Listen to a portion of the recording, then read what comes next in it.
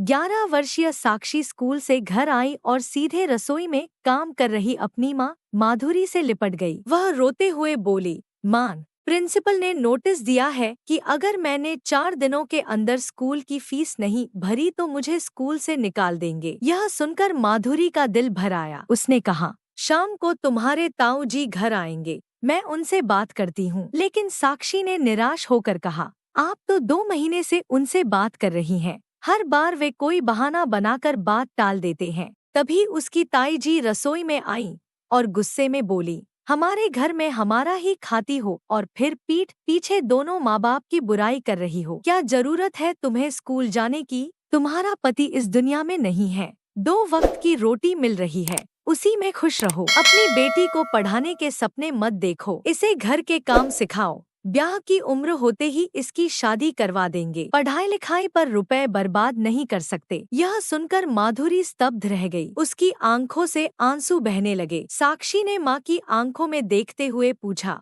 मान, क्या मैं अब आगे पढ़ नहीं पाऊंगी? पापा चाहते थे कि मैं डॉक्टर बनूं। माधुरी के पास कोई जवाब नहीं था। वह बस तड़प उठी। शाम को जब माधुरी के जेठ जी आए तो उसने चाय नाश्ते की ट्रे लेकर उनसे फीस की बात की। जेठ जी ने टीवी देखते हुए कहा, साक्षी ने बहुत पढ़ाई कर ली, अब बंद करवा दो, मेरे पास इतने फालतू के रुपए नहीं है। माधुरी ने गुस्से में कहा, मेरे पति की जमीन जायदाद और दुकान आपने संभाली है, क्या उस आमदनी पर हमारा हक नहीं बनता? जेठ जी ने गुस्से में कहा, ऐसी बात मत करना, इस घर की छत के नीचे तुम सुरक्षित हो, इससे बढ़कर क्या चाहिए? अगर तुम्हें और तुम्हारी बेटी को घर से बाहर निकाल दूं तो कहाँ जाओगी? तुमने मेरे छोटे भाई को फंसाकर उससे शादी की, तुम्हारे घर वाले भी तुम्हें आसरा नहीं देंगे। माधुरी की आंखों में खून के आंसू उतर आए। वह अपने कमरे में जाकर पति सोहन की तस्वीर के सामने फूट फूट कर रोई। तभी साक्षी आई और बोली,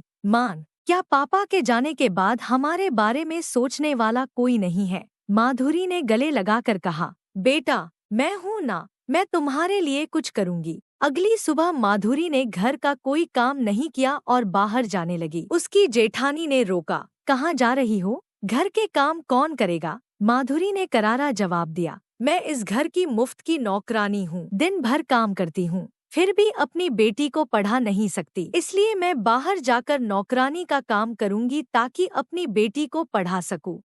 जेठानी गुस्से में बोली, धक्के मारकर घर से बाहर निकाल दूंगी। लोग क्या कहेंगे कि हमारी छोटी बहू नौकरानी का काम कर रही है। माधुरी ने कहा, मैं पढ़ी लिखी हूँ, फिर भी आपकी नौकरानी हूँ। अब दूसरों के घरों में काम करने में क्या बुराई है? मैं 8 घंटे की नौकरी नहीं कर सकती, लेकिन जब तक बेटी स्कूल में है मैं काम कर सकती हूँ। इतना कहकर वह घर से बाहर निकल गई। जेठानी ने तुरंत अपने पति को सब कुछ बताया। जेठ जी गुस्से में घर आए और माधुरी को डांटा, यह सब क्या कर रही हो? घर के काम करो और 2 वक्त की रोटी खाकर खुश रहो। माधुरी ने कहा, मैं 2 वक्त की रोटी से संतुष्ट नहीं रह सकती, मुझे अपनी बेटी का भविष्य संवारना है। मुझे बाहर खाना पकाने का काम मिला है, जिससे मैं अच्छी सैलरी कमाकर अपनी बेटी को पढ़ा सकूंगी। जेठ जी गुस्से में बोले, तो निकल जाओ इस घर से, जहाँ रहना है रहो। माधुरी ने कहा, इस घर के आधे हिस्से पर मेरा भी हक है,